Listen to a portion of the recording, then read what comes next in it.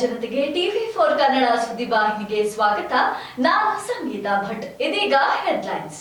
ಮತಗಳ್ಳತನದ ವಿಚಾರವಾಗಿ ರಾಹುಲ್ ಗಾಂಧಿ ಅವರ ನೇತೃತ್ವದಲ್ಲಿ ಆರಂಭವಾಗುವಂತಹ ಪಾದಯಾತ್ರೆಗೆ 29ರಂದು ಸಿದ್ದರಾಮಯ್ಯರವರು ಪಾಲ್ಗೊಳ್ಳುತ್ತೇನೆ ಅಂತ ಮಾಧ್ಯಮದವರ ಮುಂದೆ ಹೇಳಿಕೆಯೊಂದನ್ನು ನೀಡಿದ್ದಾರೆ. ಬಿಹಾರದಲ್ಲಿ ಮತಗಳ್ಳತನ ವಿರೋಧಿಸಿ 16 ದಿನಗಳ ಪಾದಯಾತ್ರೆ ಕೈಗೊಂಡಿರುವ ರಾಹುಲ್ ಗಾಂಧಿಯವರಲ್ಲಿ 29ರಂದು ಪಾಲ್ಗೊಳ್ಳಲಾಗುವುದಾಗಿ ಮುಖ್ಯಮಂತ್ರಿ ಸಿದ್ದರಾಮಯ್ಯ ನಗರದಲ್ಲಿ ತಿಳಿಸಿದ್ದಾರೆ. ಲೋಕಸಭೆಯಲ್ಲಿ 30 ದಿನಗಳ ಜೈಲು ಶಿಕ್ಷೆಗಳಾದ ಪ್ರಧಾನಿ ಮುಖ್ಯಮಂತ್ರಿಗಳನ್ನ ವಜಾ ಮಾಡುವ ಮಸೂದೆಯನ್ನ ಸದನ ಸಮಿತಿಗೆ ಶಿಫಾರಸು ಮಾಡಲಾಗಿದೆ ಎಂದಿದ್ದಾರೆ. ಉಪಮುಖ್ಯಮಂತ್ರಿ ಡಿ.ಕೆ. ಶಿವಕುಮಾರ್ ಅವರು ಮಹಾ ಕಲಾವಿದ ಅಂತ ಬಿಜೆಪಿ ರಾಜ್ಯಾಧ್ಯಕ್ಷ ಬಿ.ವೈ. ವಿಜಯೇಂದ್ರರವರು ಡೆಲ್ಲಿಯಲ್ಲಿ ಮಾಧ್ಯಮದವರ ಮುಂದೆ ವ್ಯಂಗ್ಯ ಮಾತೊಂದನ್ನ ಆಡಿದ್ದಾರೆ. डी.के. शिवकुमार जी हमारे कर्नाटक राज्य का एक महान कलाकार है. विधानसभा में क्या बोलना है, बाहर क्या बोलना है, वो तो उस्ताद है. उससे हमको भी सीखना चाहिए, वो अलग बात है. लेकिन जो उस बयान दिया है वो नमस्ते सदा वत्सले बोल चुका है. अब सीरियसली मत लीजिए उसका बात. Thank you. ಕರ್ನಾಟಕದ ಉಪಮುಖ್ಯಮಂತ್ರಿ ಡಿ.ಕೆ. ಶಿವಕುಮಾರ್ ಅವರು RSS ಗೀತೆಯ ಕೆಲವು ಸಾಲುಗಳನ್ನ ಪಠಿಸಿದ ಕುರಿತು ಇಂದು ಬೆಂಗಳೂರಿನಲ್ಲಿ ಪ್ರತಿಕ್ರಿಯಿಸಿದ ಬಿಜೆಪಿ ರಾಜ್ಯಾಧ್ಯಕ್ಷ ಬಿ.ವೈ. ವಿಜಯೇಂದ್ರ, ಡಿಸಿಎಂ ಡಿ.ಕೆ. ಶಿವಕುಮಾರ್ ರಾಜ್ಯದ ಒಬ್ಬ ಮಹಾನ್ ಕಲಾವಿದ. ಅವರು ವಿಧಾನಸಭೆಯ ಒಳಗೆ ಮತ್ತು ಹೊರಗೆ ಮಾತನಾಡುವುದರಲ್ಲಿ ಪರಿಣಿತರು. ಇದನ್ನು ನಾವು ಅವರಿಂದ ಕಲಿಯಬೇಕಾಗಿದೆ. ಅವರು RSS ಗೀತೆಯನ್ನ ಪಠಿಸಿದ್ದಾರೆ. ಅವರನ್ನು ಗಂಭೀರವಾಗಿ ಪರಿಗಣಿಸಬೇಡಿ ಎಂದಿದ್ದಾರೆ. ವಿಶ್ವವಿಖ್ಯಾತ ಮೈಸೂರು ದಸರಾವನ್ನ ಈ ಬಾರಿ ಬಾನು ಮುಷ್ಕರ್ ರವರು ಉದ್ಘಾಟಿಸಲಿದ್ದಾರೆ ಅಂತ ಸಿಎಂ ಸಿದ್ದರಾಮಯ್ಯರವರು ಮಾಧ್ಯಮದವರ ಮುಂದೆ ಘೋಷಿಸಿದ್ದಾರೆ. ಬಹಳ ಮುಖ್ಯವಾಗಿ ಇವತ್ತು ಅನೌನ್ಸ್ ಮಾಡೋದು, ಈ ಬಾರಿ ವಿಶ್ವವಿಖ್ಯಾತ ದಸರಾ ಮಹೋತ್ಸವ ಉದ್ಘಾಟನೆಯನ್ನು ಬೂಕರ್ ಪ್ರಶಸ್ತಿ ವಿಜೇತರಾದಂಥ ಶ್ರೀಮತಿ ಬಾನು ಮುಷ್ತಾಕ್ ಅವರು ಉದ್ಘಾಟನೆ ಮಾಡಲಿದ್ದಾರೆ. ಬಾನು ಮುಷ್ತಾಕ್ ಅವರು ಅವರಿಗೆ ಕೃತಿ ಹೃದಯ ದೀಪ ಕೃತಿಗೆ ಬೂಕರ್ ಪ್ರಶಸ್ತಿ ಸಿಕ್ಕಿದೆ. ಕರ್ನಾಟಕದ ಒಬ್ಬ ಮಹಿಳೆಗೆ ಬೂಕರ್ ಪ್ರಶಸ್ತಿ ಸಿಗ್ತಾ ಇರ್ತಕ್ಕಂಥದ್ದು ಬಹಳ ಸಂತೋಷ ಆಗಿದೆ.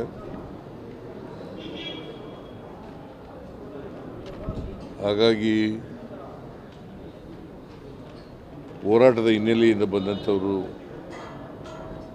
ಶ್ರೀಮತಿ ಬಾನು ಮುಷ್ತಾಕ್ ಅವರು ಈ ವರ್ಷದ ವಿಶ್ವವಿಖ್ಯಾತ ಮೈಸೂರು ದಸರಾವನ್ನ ಬೂಕರ್ ಪ್ರಶಸ್ತಿ ವಿಜೇತ ಲೇಖಕಿ ಬಾನು ಮುಷ್ತಾಕ್ ಅವರು ಉದ್ಘಾಟಿಸಲಿದ್ದಾರೆ ಅಂತ ಸಿದ್ದರಾಮಯ್ಯರವರು ಘೋಷಿಸಿದ್ದಾರೆ.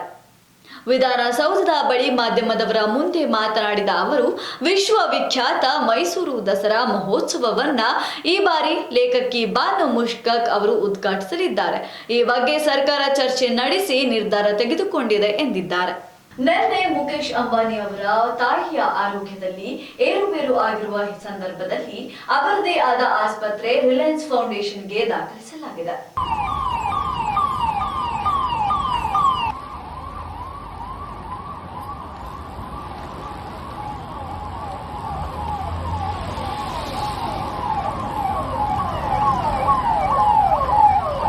ಮುಖೇಶ್ ಅಂಬಾನಿಯವರ ತಾಯಿ ಕೋಕಿಲಾಬೆನ್ ಆರೋಗ್ಯದಲ್ಲಿ ಏರುಪೇರು ಆಗಿದ್ದು ಅವರನ್ನ ನಿನ್ನೆ ಮುಂಬೈನ HN ರಿಲಯನ್ಸ್ ಫೌಂಡೇಶನ್ ಆಸ್ಪತ್ರೆಗೆ ದಾಖಲಿಸಲಾಗಿದೆ. ರಾಷ್ಟ್ರೀಯ ಮಾಧ್ಯಮಗಳ ವರದಿ ಪ್ರಕಾರ ಅವರನ್ನ ಏರ್ ಲಿಫ್ಟ್ ಮೂಲಕ ಆಸ್ಪತ್ರೆಗೆ ಕರೆದೊಯ್ಯಲಾಗಿದೆ ಎನ್ನಲಾಗಿದೆ. ಕೋಕಿಲಾಬೆನ್ ಅವರ ಆರೋಗ್ಯ ಸ್ಥಿತಿ ಪ್ರಸ್ತುತ ಗಂಭೀರವಾಗಿದೆ ಎಂದು ವರದಿಗಳಾಗಿದೆ. ಈ ಬಗ್ಗೆ ಹೆಚ್ಚಿನ ಮಾಹಿತಿ ಇನ್ನಷ್ಟು ತಿಳಿಯಬೇಕಿದೆ. ಮತ್ತಷ್ಟು ರೋಚಕ ಸುದ್ದಿಗಳನ್ನ ವೀಕ್ಷಿಸೋಣ ಸಣ್ಣದೊಂದು ವಿರಾಮದ ನಂತರ. ನಿಮ್ಮ TV4 ಕನ್ನಡ ಚಾನೆಲ್ನಲ್ಲಿ ವಿನೂತನ ಕಾರ್ಯಕ್ರಮಗಳು.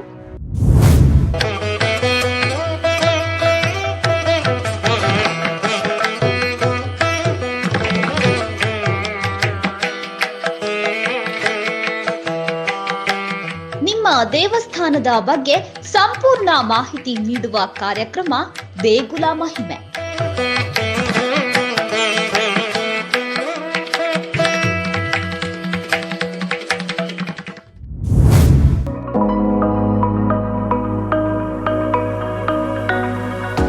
ನಿಮ್ಮ ಹೋಟೆಲ್ನ ರುಚಿಯ ಬಗ್ಗೆ ಸಂಪೂರ್ಣ ಮಾಹಿತಿ ನೀಡುವ ಕಾರ್ಯಕ್ರಮ ಅಬ್ಬಬ್ಬಾ ಎಂಥ ರುಚಿ.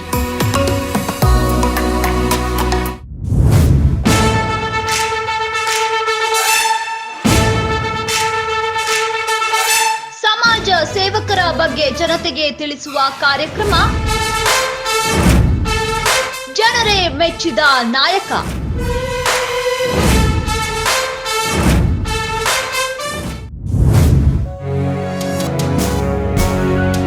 ಕನ್ನಡ ಚಲನಚಿತ್ರಗಳ ಬಗ್ಗೆ ಸಂಪೂರ್ಣ ಮಾಹಿತಿ ನೀಡುವ ಕಾರ್ಯಕ್ರಮ ಫಿಲ್ಮಿ ಚಿಟ್ ಚಾಟ್.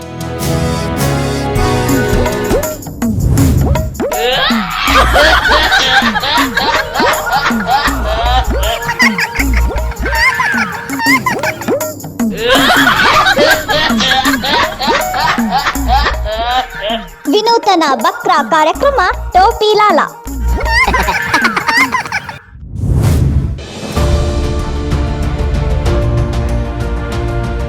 ನೇರ ಜನರ ಮಾತು TV4 ಕನ್ನಡ ಚಾನೆಲ್ನೊಂದಿಗೆ ವಿಶೇಷ ಕಾರ್ಯಕ್ರಮ ಪಬ್ಲಿಕ್ ರೌಂಡ್ ಅಪ್. ನಿತ್ಯ ನಿಜ ನಿರಂತರ ತಾಜಾ ಸುದ್ದಿಯೊಂದಿಗೆ ನಿಮ್ಮ TV4 ನ್ಯೂಸ್ ಚಾನೆಲ್. ವಿರಾಮದ ನಂತರ TV4 ಕನ್ನಡ ಸುದ್ದಿವಾಹಿನಿಗೆ ಮತ್ತೆ ಸ್ವಾಗತ. ಆನೆಯೊಂದು ಕಬ್ಬಿನ ಆಸೆಗೆ ದಾರಿಯಲ್ಲಿ ಸಾಗುತ್ತಿದ್ದಂತಹ ಕಬ್ಬಿನ ಲಾರಿಯನ್ನ ಅಡ್ಡ ಹಾಕಿರುವಂತಹ ವಿಡಿಯೋ ಸಾಮಾಜಿಕ ಜಾಲತಾಣದಲ್ಲಿ ವೈರಲ್ ಆಗಿದೆ. ಈ ಘಟನೆ ಚಾಮರಾಜನಗರದಲ್ಲಿ ನಡೆದಿದೆ ಎಂದು ತಿಳಿದು ಬಂದಿದೆ. ನಿಲ್ಸು ನೀನ್ ಇರುತ್ತಪ್ಪ ತಂಬಿ.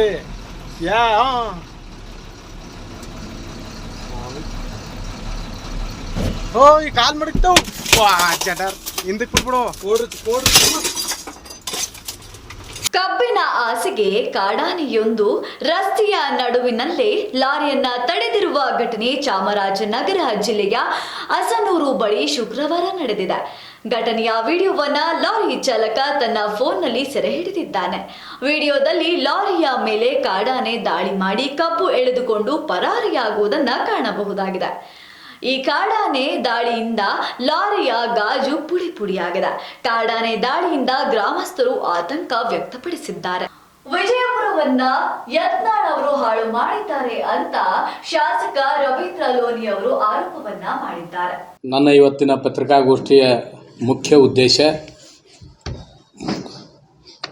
ಅಭಿವೃದ್ಧಿ ಕುಂಠಿತ ಜಿಲ್ಲೆಯ ಮೀಸಲು ಮತಕ್ಷೇತ್ರದ ನಾಗಠಾಣ ಮತಕ್ಷೇತ್ರದ ಅಭಿವೃದ್ಧಿ ವಂಚಿತ ಬಗ್ಗೆ ಕೆಲವೊಂದು ವಿಷಯ ಮತ್ತು ವಿಜಯಪುರ ನಗರವನ್ನ ಶಾಸಕ ಬಸವನಗೌಡ ಪಾಟೀಲ್ ಯತ್ನಾಳ್ ಮತ್ತು ವಿಠಲ್ ಕಟಕಗೊಂಡ ಹಾಳು ಮಾಡಿದ್ದಾರೆ ಎಂದು ಬಿಜೆಪಿ ಮುಖಂಡ ರವೀಂದ್ರ ಲೋನಿ ವಾಗ್ದಾಳಿ ನಡೆಸಿದ್ದಾರೆ. ನಿನ್ನೆ ವಿಜಯಪುರದಲ್ಲಿ ಮಾಧ್ಯಮದವರ ಜೊತೆ ಮಾತನಾಡಿದ ಅವರು, ನಾಗಠಾಣ ಮತಕ್ಷೇತ್ರದ 5 ವಾರ್ಡ್ಗಳು ಅಭಿವೃದ್ಧಿಯಿಂದ ವಂಚಿತವಾಗಿದೆ. ಇಬ್ಬರು ಶಾಸಕರು ಅಭಿವೃದ್ಧಿ ಕೆಲಸ ಮಾಡದೆ ಕೇವಲ ವಿವಾದ ಸೃಷ್ಟಿಸುವ ಹೇಳಿಕೆ ನೀಡುತ್ತಾ ಇದ್ದಾರೆ. ಸಾರ್ವಜನಿಕರಲ್ಲಿ ಗೊಂದಲ ಮೂಡಿಸುತ್ತಿದ್ದಾರೆ ಎಂದಿದ್ದಾರೆ. ಧರ್ಮಸ್ಥಳದ ಪ್ರಕರಣದಲ್ಲಿ ರಾಜಕೀಯ ಲಾಭ ಪಡೆಯಲು ಬಿಜೆಪಿಯವರು ಈ ರೀತಿಯ ರ್ಯಾಲಿಗಳನ್ನ ಮಾಡ್ತಾ ಇದ್ದಾರೆ ಹೊರತು ಬೇರೇನೂ ಇಲ್ಲ ಅಂತ ಡಿಕೆ ಶಿವಕುಮಾರ್ ಮಾಧ್ಯಮದವರ ಮುಂದೆ ಹೇಳಿಕೆಯೊಂದನ್ನ ನೀಡಿದ್ದಾರೆ. ಅದು ಟುಸ್ ಗಿರಾಕಿ ಬಿಜೆಪಿ ಮಾಡ್ತಾ ಇರೋದು ರಾಜಕಾರಣ. ನಮ್ಮ ಸರ್ಕಾರ ಮೋಹಂತಿ ಮತ್ತು ಅವರ ತಂಡ ಬಹಳ ಕ್ಲೀನ್ ಆಗಿ ಅವ್ರ ಕೆಲಸ ಮಾಡ್ತಾ ಇದ್ದಾರೆ. ಈಗ ಬಿಜೆಪಿಯವರು ಧರ್ಮಸ್ಥಳ ಯಾತ್ರೆ ಮಾಡುತ್ತಿರುವ ಬಗ್ಗೆ ಮಾಧ್ಯಮಗಳು ಕೇಳಿದ ಪ್ರಶ್ನೆಗೆ ಉಪಮುಖ್ಯಮಂತ್ರಿ ಡಿಕೆ ಶಿವಕುಮಾರ್ ಪ್ರತಿಕ್ರಿಯೆ ನೀಡಿದ್ದಾರೆ.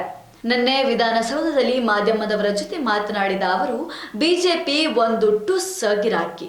ಧರ್ಮಸ್ಥಳ ಯಾತ್ರೆ ಹೆಸರಿನಲ್ಲಿ ಅವರು ಮಾಡುತ್ತಿರುವ ರಾಜಕಾರಣ. ಧರ್ಮಸ್ಥಳ ಪ್ರಕರಣದಲ್ಲಿ ಹಿರಿಯ ಅಧಿಕಾರಿ ಮೋಹಂತಿ ಅವರ ನೇತೃತ್ವದ ತನಿಖಾ ತಂಡವು ಅಚ್ಚುಕಟ್ಟಾಗಿ ತಮ್ಮ ಕೆಲಸ ನಿರ್ವಹಿಸುತ್ತಿದೆ ಎಂದಿದ್ದಾರೆ. ನಾನು ಹುಟ್ಟಿನಿಂದಲೇ ಕಾಂಗ್ರೆಸ್ಸಿಗ, ನನ್ನ ರಕ್ತ ನನ್ನ ಜೀವ ಕಾಂಗ್ರೆಸ್ಸೇ ಅಂತ ಸದನದಲ್ಲಿ ಡಿಕೆ ಶಿವಕುಮಾರ್ ಅವರು ಆರ್ಭಟಿಸಿದ್ದಾರೆ. ಈ ಕುರಿತಾದ ವಿಡಿಯೋ ಇಲ್ಲಿದೆ ನೋಡಿ. RSS ಚಡ್ಡಿ ಹಾಕಿದ್ದೀನಿ ಅಂದ್ರಲ್ಲ ಒಂದ್ಸರಿ. ನಮಸ್ತೆ ಸದಾ ವತ್ಸಲೆ ಮಾತೃಭೂಮಿ ಅಧ್ಯಕ್ಷ ಹಿಂದೂ ಭೂಮಿ ಸುಗಮ್ ವರ್ಧಿತೋಹಂ ಮಹಾಮಂಗಲೆ. ನಾನು ಅವೆಲ್ಲ ಚರ್ಚೆ ಬೇಡ ಅದನ್ನ. ನಾನು ಹುಟ್ಟಿನಿಂದಲೇ ಕಾಂಗ್ರೆಸ್ಸಿಗ, ನನ್ನ ರಕ್ತ ನನ್ನ ಜೀವನ ಎಲ್ಲವೂ ಇಲ್ಲೇ ಇದೆ. ಕರ್ನಾಟಕದಲ್ಲಿ ರಾಷ್ಟ್ರೀಯ ಸ್ವಯಂ ಸೇವಕ ಸಂಘ ಸಂಸ್ಥೆಗಳನ್ನ ಹೇಗೆ ನಿರ್ಮಿಸಲಾಗುತ್ತಿದೆ, ಶಾಲೆಗಳನ್ನ ಹೇಗೆ ಸ್ವಾಧೀನಪಡಿಸಿಕೊಳ್ಳಲಾಗುತ್ತಿದೆ ಎಂದು ನನಗೆ ತಿಳಿದಿದೆ. ನಮಸ್ತೆ ಸದಾ ವತ್ಸಲೆ ಮಾತೃಭೂಮಿ ಎಂಬ RSS ಗೀತೆಯ ಮೊದಲ ಕೆಲವು ಸಾಲುಗಳನ್ನ ಕೇಳಿದ್ದ ಸದನವು ಹಠಾತ್ ಸ್ತಬ್ಧಗೊಂಡಿತು. ಕಾಲ್ತುಳಿತದ ಪ್ರೋತ್ಸಾಹಕ ಎಂದು ಸಾಮೂಹಿಕ ಕೋಲಾಹಲ ಸೃಷ್ಟಿಸಿದಾಗ ಡಿಕೆ ಶಿವಕುಮಾರ್ ಅವರು ಕವಿತೆ ಗುರುವಾರ ಹಾಡಿದ್ದಾರೆ.